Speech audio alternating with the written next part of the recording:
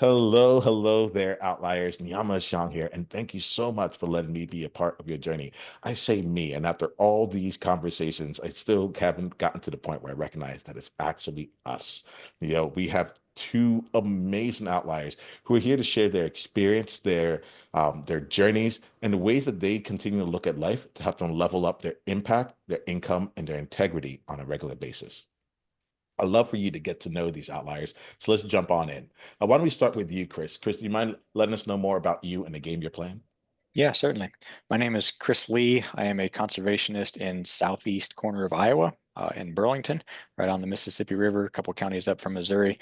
I am the executive director of Des Moines County Conservation, which is a county level conservation organization. Iowa's unique in that every county in the state has a county conservation department. We manage parks and trails and natural resource areas, and we connect people with the outdoors.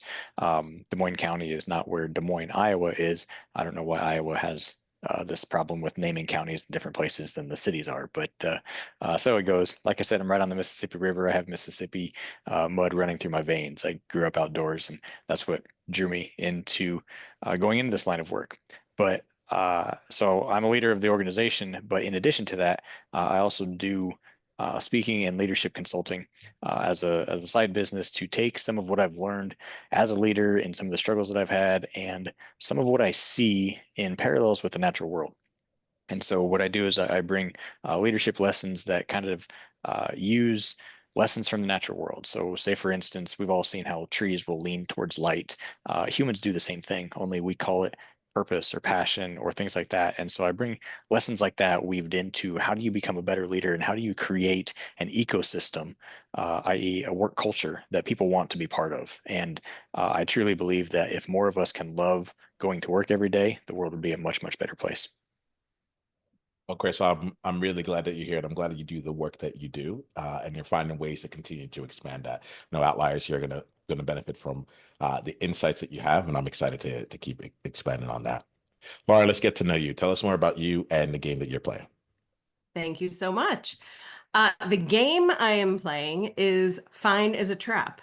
I'm Lauren Lefkowitz. I'm an executive coach and speaker and podcaster, and somehow also became a certified laughter yoga instructor along the way.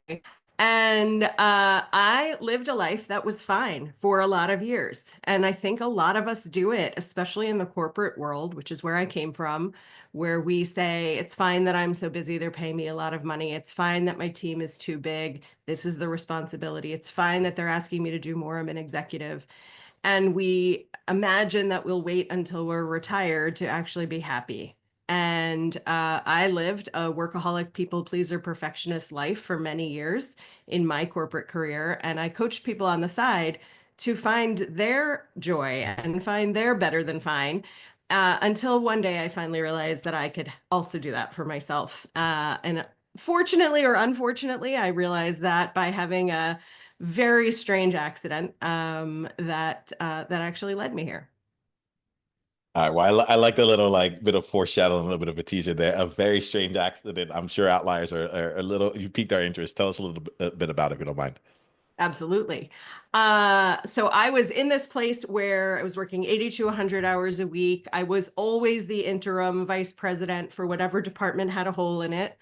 And I was working from home one day and cleaning my apartment. And with in mind that I would get my apartment organized and perfect, and then I would go find a new job that would make me happy, which was just a wish. There was no plan behind it. It was, I'll do this thing and it'll lead to that thing.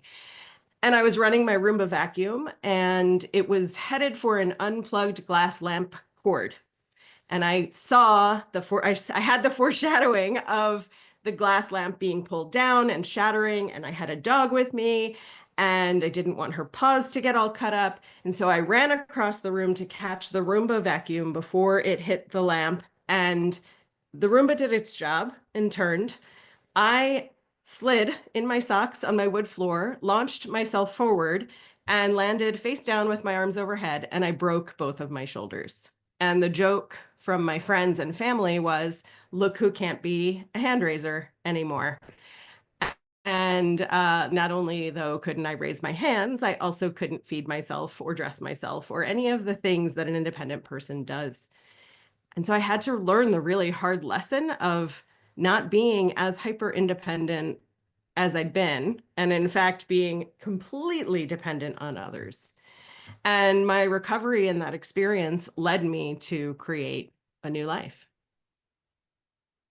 Lauren, I'm sorry about the shoulders. It feels like it really gave you the gift of some great lessons. I wish it wasn't so painful in order to get those there. And hopefully here today in this conversation, we'll be able to help outliers grow without the pain as well, right? Or at least with some temperedness to it, right? There's growth in pain. So why don't we do this here?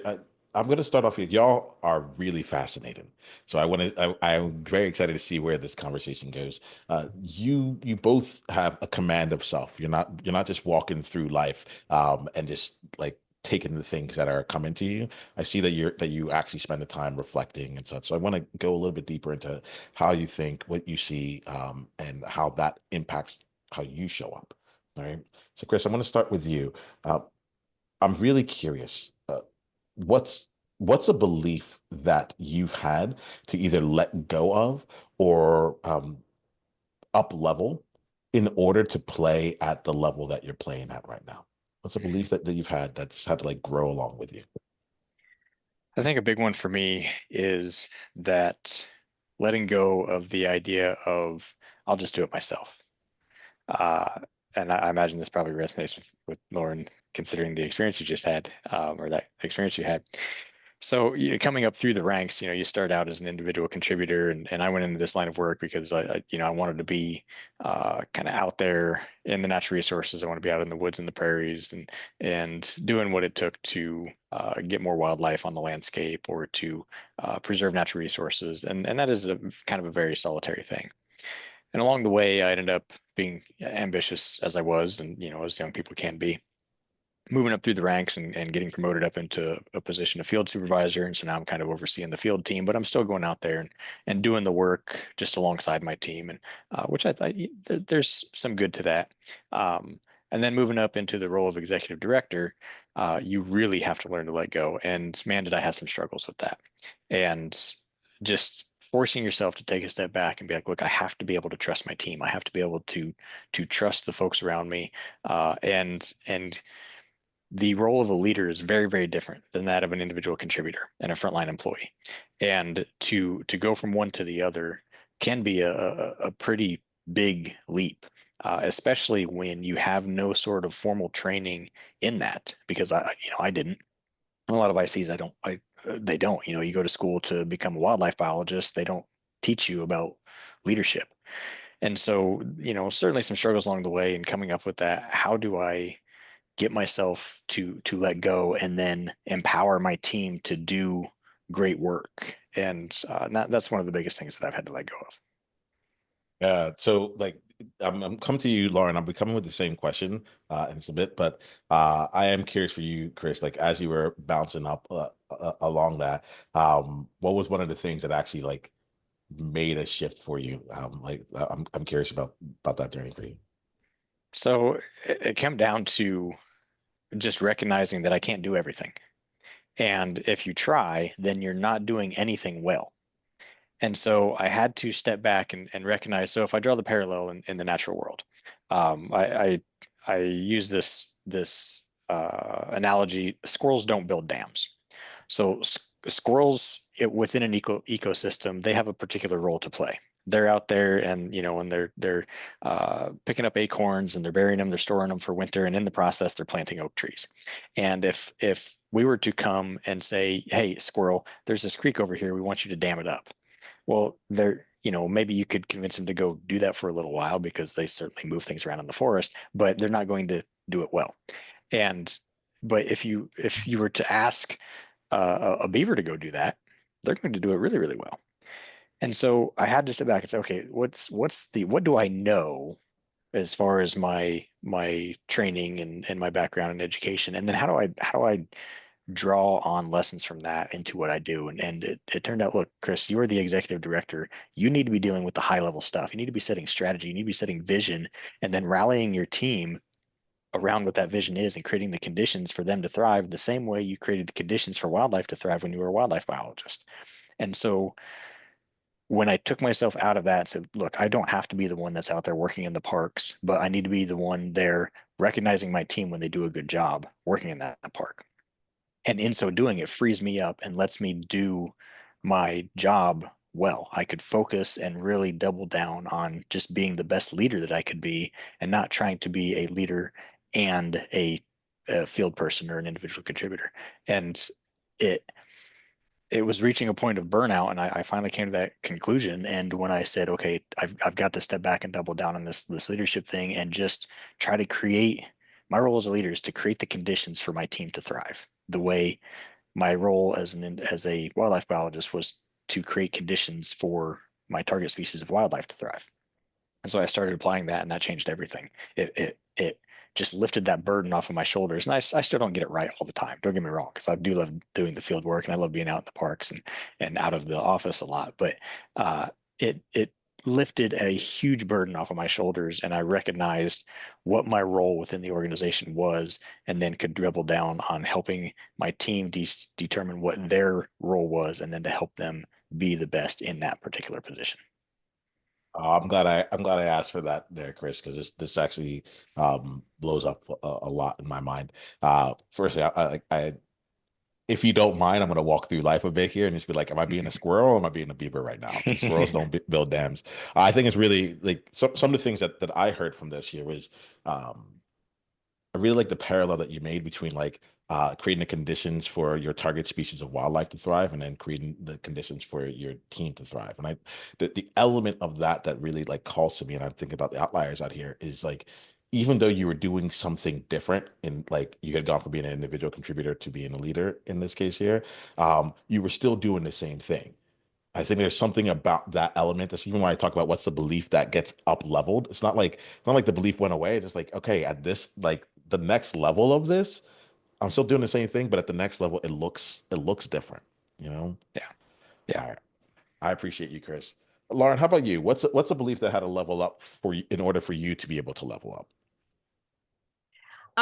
Before I answer that question, I just want to really talk about how much what you said really resonated with me, Chris. I've never heard squirrels don't build dams, but I often will say as uh, a child of the 80s and 90s, Buffy didn't slay vampires on her own and Dawson didn't manage his own creek. And I think I that like that that. independent sort of toddler who lives inside of us wants to push all the elevator buttons ourselves, wants to learn to tie our shoes ourselves. And we do have to learn when we get into higher levels how to lead, not just how to manage and do. And so I love Exactly. that point, and that has certainly been a big lesson for me. I think my biggest perspective shift that has gotten me from busy workaholic in a city suburb life to running my own business and living at the beach life is to stop deciding I can't. Now, there are things that I can't do. I will never be an astronaut, not sciencey enough. I am not interested in climbing to the top of Mount Everest. I'm not athletic. All of those things are true for me because either I decided not to be that way or they don't suit me. But not because I couldn't, if I went back in time, figure out how to become good at those things. And I think a lot of us, and I certainly did, decide throughout our careers, well, I've gone in this direction, I can't change now. Because if I change now, these are all of the consequences I'll receive. I'll have to take a pay cut, or I'll be working more hours. Or if my boss is toxic here, maybe my next boss would be even more toxic. So I can't switch jobs, or I can't say no, I can't set boundaries. And we do so much telling ourselves what we can't have that then on the flip side, we justify what's fine. And we justify, like, this is what I chose, this is where I am, it can't be different. And so, in my own work for myself, in the work I do with other people, I love to ask the question, especially for myself, because I still fall into that trap, right? Of saying, I can't have this, I can't do it this way. Why not? What if you can? What would it look like if you could? And if we allow ourselves to dream, we're not necessarily going from working too many hours and saying yes to too many people to all of a sudden living in full choice. But every little choice that we make to make change, and every time we say, I can't wait, what if I could? We're opening ourselves up to a possibility that we wouldn't even allow ourselves to consider. And then to go back to Chris's point, we have this opportunity to say, who are my resources? What are my resources? Who do I need to surround myself with? Who do I need to ask for help from? Who is 2 steps ahead of me who I can utilize as a mentor? Do I need to hire a coach? Do I need to hire a leadership consultant? Where are the possibilities for me if I'm not going to do this exactly all on my own because I don't necessarily know how? So allies, I see the beginnings of a theme coming through here, and so I'm enjoying how that's coming together.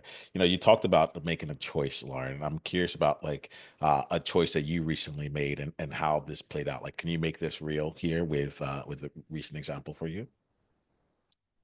I can, and also it's not going to sound relatable, but I'll make it relatable. Please, no, you don't I don't picked don't go out up, of your way. Like outliers. We know what it's like to not sound relatable, so just go in with it. yeah, well, it's relatable because it happens in steps. So the thing that I have done recently is that I picked up my city girl life and moved to the beach.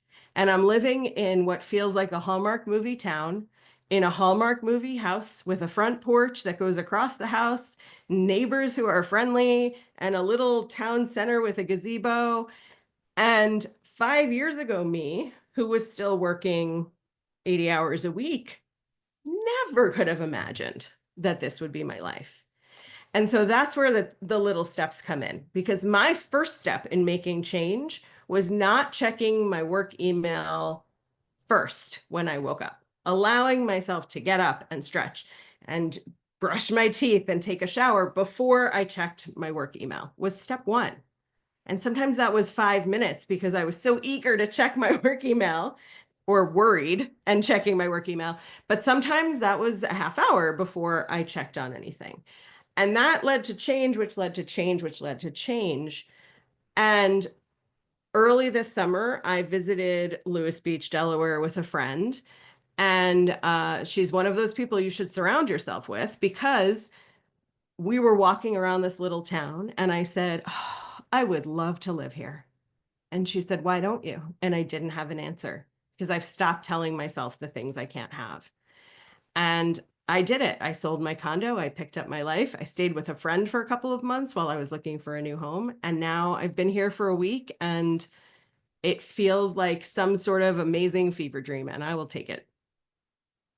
Yeah, it's so interesting, Lauren. I'm going to play off this in a little bit, and I'll come to you in just a bit, Chris. I'll be curious what you're hearing. Um, yeah, feel free to unmute and just come in, Chris. The when you said it wouldn't have felt relatable, and then you then proceeded to tell a story that literally sounded like my life, which was really cool because I like before I'm living in San Diego now, and this was where I was supposed to retire, and we got here like decades early, and we ended up finding the neighborhood we live in, and I literally describe it as like Gilmore Girls. I'm like I'm like where's this random pocket here where everyone like knows each other and there's a playground and all this other thing. Um, and so I find that really interesting and curious around the relatability here. And I'm going to lean into that just a bit because this is Outliers Edge, right? A lot of us here actually hold ourselves back because the thing that we're doing may not seem like it's like anyone else would really get it. And yet when you brought up that story, I'm like, oh yeah, I really get that. That story I get. I understand that. So I want to lean into like the places of us here in this conversation that don't feel relatable because the people listening to this are like, finally someone is sharing like my experience. So was playing on that here. You talked about multiple steps, and I'm curious for you. Um, what was getting me is like you started making steps beforehand, and you've been making a lot of different steps. So you might have said this with what happened with your friends, but I'm curious for you, like how you kept like allowing yourself to like recognize like where the new trap was for you, like where fine things that weren't fine beforehand or things that felt out of reach beforehand now felt like kind of moved themselves into fine. And how do you keep yourself like fresh on seeing that as you continue to grow?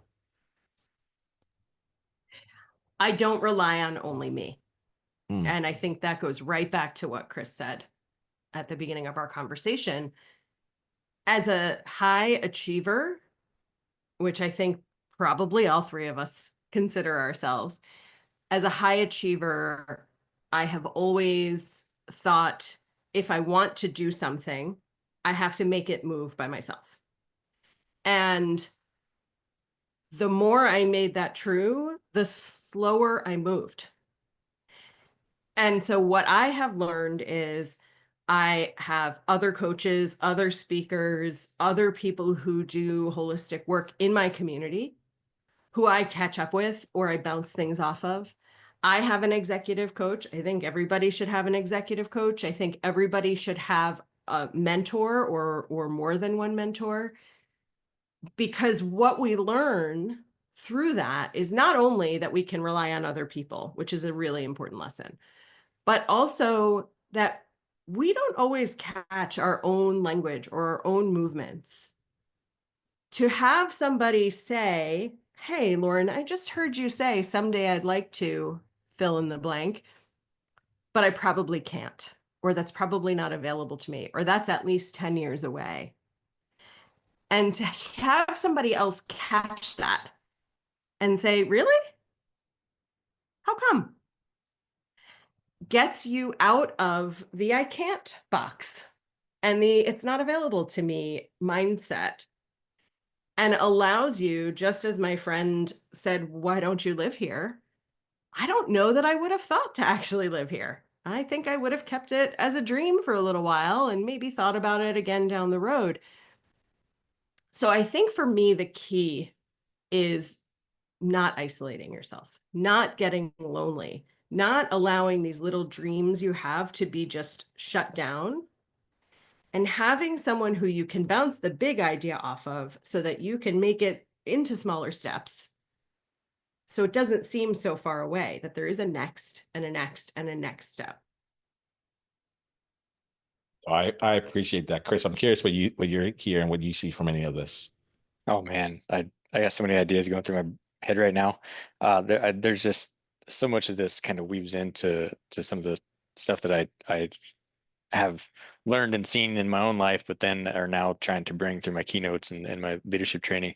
One of the big ones is if you think about us humans as a species, like just take a broad view of us as individuals, you can't help but wonder how in the world we ever survived the forces of natural selection long enough to make it this far. And the reason that we got this far is because more than any other species that has ever walked this planet, we are able to work together. That's been our evolutionary advantage from day one. We never would have survived out on the savannah being food for saber-toothed tigers were it not for our ability to band together and turn that saber-toothed tiger into a resource that we can now put on our back to protect us from the sun that cooks us and the cold that freezes us, because individually we're not suited to survive alone in the wilds. And because that is our evolutionary advantage, because that is what's allowed us to get this far, that need for human connection, that need to work together, that need to feel like we're part of something, to have people around us that have our backs is written into the deepest parts of our DNA. And when we don't have that, we feel it. And we get this same fight or flight response that we would get if there was a saber-toothed tiger at our cave door. And so to make sure that we're surrounding ourselves with people that can take that outside perspective and say to us and just call us on our crap and say, hey, that's a limiting belief. There's no reason you can't move there. There's no reason you can't get this new job. There's no reason that you can't pursue that dream.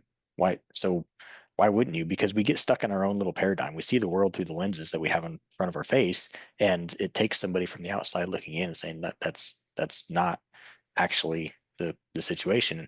And the other thing that I find us doing, and I'm certainly guilty of this, is that we buy into this. Well, I've invested so much into where I'm at, I can't let that go. I've been in this job this long, or I paid all this for that college degree that got me into this career, but then that career is not really working with you. And you have this pull for something more. There's a sunlight that's pulling you towards it, and you can't help but want to do that. But then you tell yourself, oh, I'm anchored right here. Well, I mean, you look out in nature, anything will do that. It'll just start leaning that way. And what the parallel that I use on that is, if you look at almost any tree, certainly in the areas where you are now, I imagine out there in San Diego, it's probably more palm trees. They don't drop their leaves, but most trees across the country drop their leaves in the fall, this time of year. And I think about the evolutionary mechanism of that. Like, those trees put all of those resources into creating those leaves in the spring and then harboring them in the summer. And then fall comes along and they just let them go. Like, you invested all that energy into creating all of this biomass and then you just drop it. Like, what sense does that make? But when you step back, you realize, okay, what is that tree doing? Well, what it does by dropping those leaves onto that ground, it's creating more soil, and it's giving it the ground through which to anchor itself to put roots down. So yeah, let go of your old ways of thinking and the things that got you there, but use that to nourish your roots and recognize that that has made you who you are, which you are now able to lean towards that thing that's pulling you. And so do it, run for it, go for it, move to the beach, whatever that is that's right for you, that energy that's pulling you that way, there's no reason you can't. And in the natural world, that's what happens.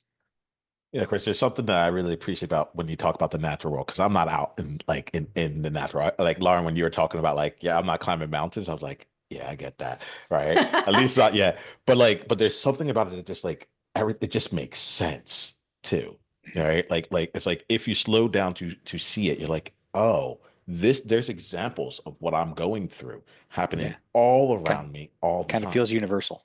Yeah, Mhm. yeah. Lauren, what are you thinking about that? What's coming up to you as Chris brings us in? One of the most infuriating phrases I've ever heard, which I also use with my friends, with my clients, is "if you say so." Which is, there's a sentiment in what you said, Chris, which is bloom where you're planted, lean towards the sun, do what you want, what you are drawn to. And when we bring our limiting beliefs into that, when we bring our, oh, but I can't because into it, if anybody responds, if you say so, it feels like both a slap in the face and an epiphany. It's true. I am creating the world around me. I am deciding not to lean towards the sun if I put all of these barriers in front of me.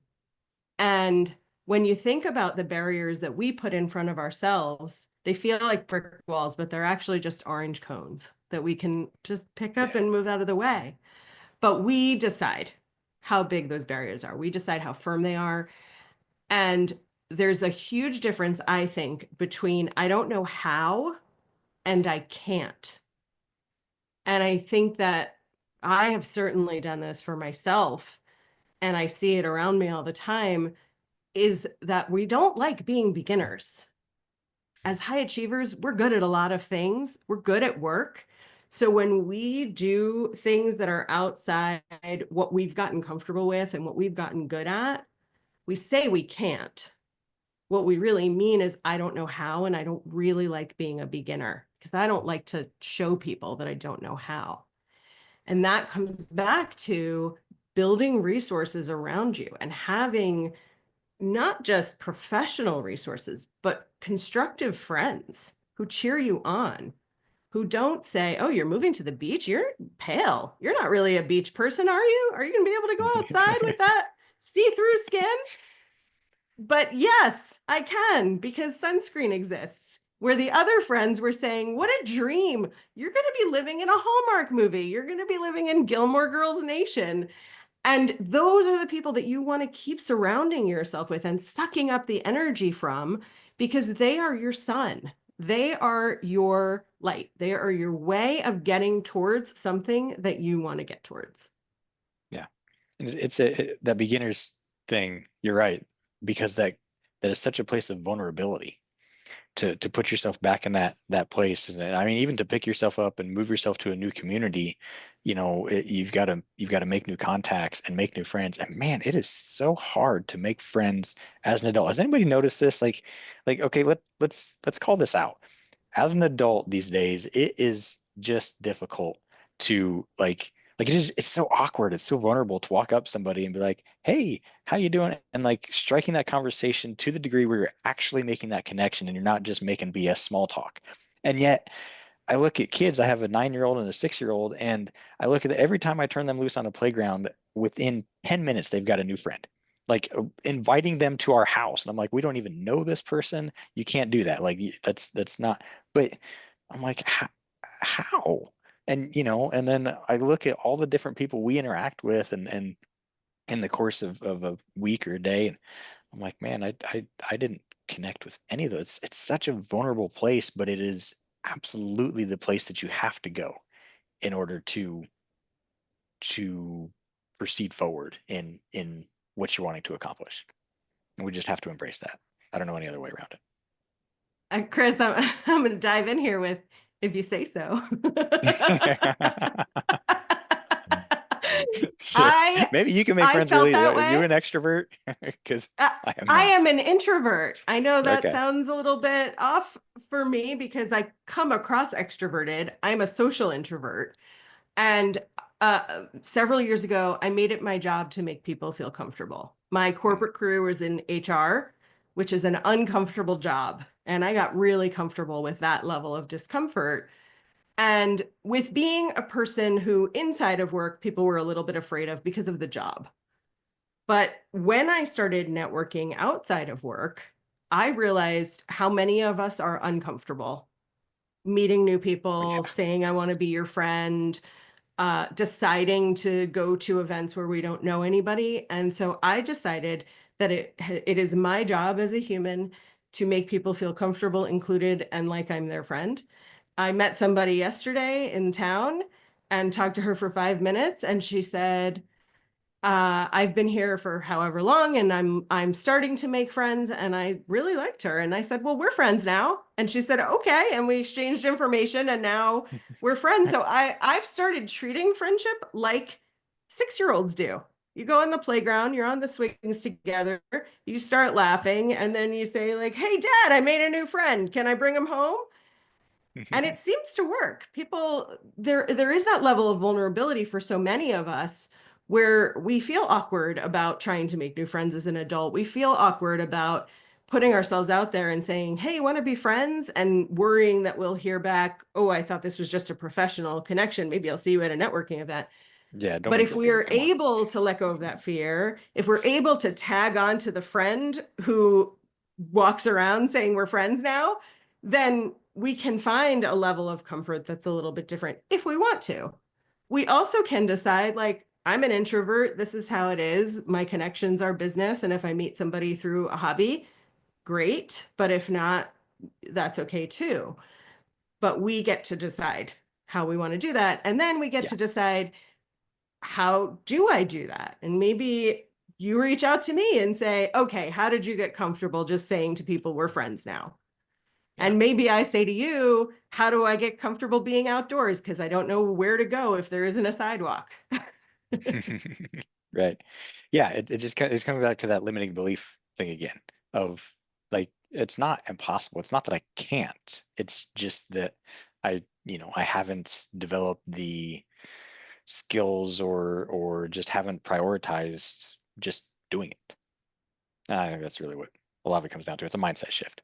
What's interesting to me, I'd say, because 'cause I like one of the things I wrote in the past that went viral, at least in my circle, was around like how to make friends as an adult. Because I had moved from New York to Singapore and Singapore to San Diego, and I was like, what is going on here? And I am a massive extrovert. At least I was. Like, I love getting energy from other people. Like, I'm good with that. Things have changed now, but like overall, and it came back to exactly what you said happened on the playground. And what was interesting to me, and because I was thinking about this as you were talking, I was like, I'm going to speak to Outliers first. I'm going to come back to this part here, but Outliers, like one of the things that Chris has done is like showing us the natural things that are happening in his world, and then like just bringing it into a paradigm that we can now go and apply that into our own lives. Like Chris, I noticed like it's really like effortless, and even in our conversation, we're like lean into the sun, like lean it, like it just makes so much sense that it's like very easy to grab onto. And I think about the playground thing with like as an example of that. Like we all know what it's like to be a kid. And it's like we know what the steps are, but like next, like we have to invite, we got to bring them in. And I think that's a great part of leadership. My leadership style is invitation, you know. So I get curious. I'm like, do we invite them to our homes? Is it inviting them out for coffee? Is it an invite to like, hey, can I get your number? But it's like I like this part of the conversation because sometimes it can be that simple, and there's like this element of like we see it happening. Can we actually just adopt it for ourselves, and bring it in? So there's many different points I want to kind of pull in here. Outliers, I'm sure you're taking your own thing away from this part of the conversation, but as I'm looking at this, I'm like, oh, this is the part that's amazing about the beginner. Like to come at it with a beginner's mind, to like not have to be an expert.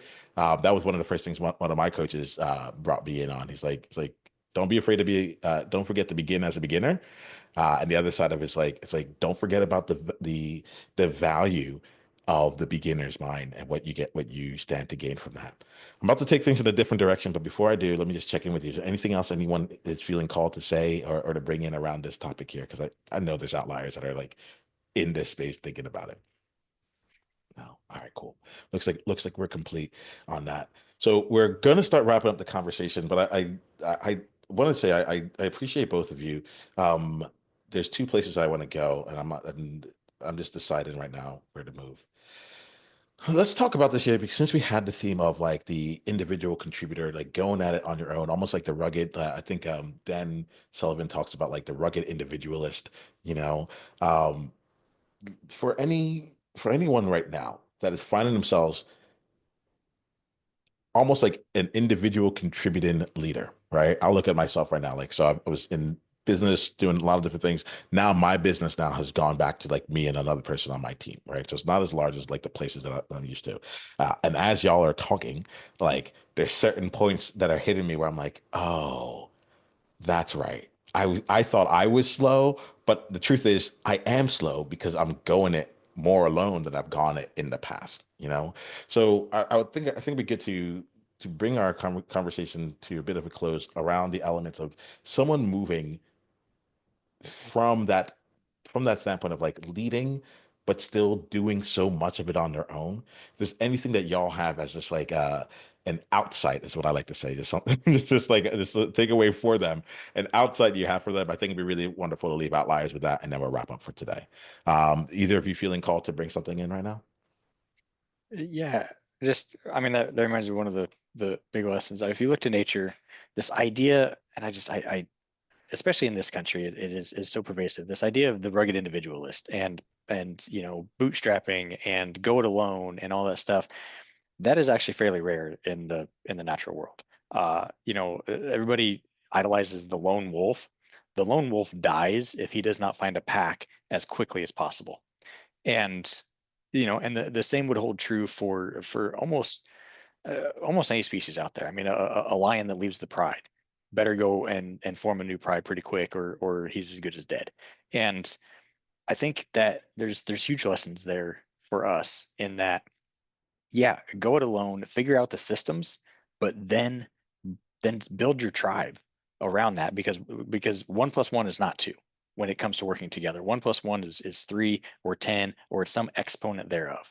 And that's the real value in building synergy with other people. And so, yeah, learn your systems first and figure out what it is that's working for you and what direction you're headed, but then get that tribe built around you, because that's what we're naturally predisposed to do. We have to. You just changed the Lion King for me. I kid you not, because my son just watched it the other night, and I was like, when Simba leaves, he's on his own, and very quickly he finds a new tribe in Timon Yeah, and Pumbaa, yeah, and so like even that, I was like, oh. that just happened there. That's a whole nother dimension to this. Thanks, Chris. Lauren, what's an outside that you have for any outlier that's in this position? I think you can be an outlier and find other outliers.